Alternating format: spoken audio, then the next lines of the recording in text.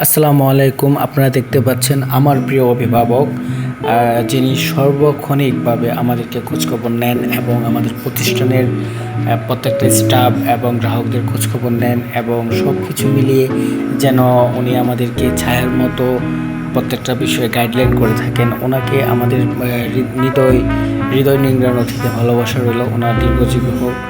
আর আমরা সবাই চেষ্টা করব যে আমরা সততার সাথে আপনাদের ফোনগুলি সার্ভিস দেওয়ার জন্য।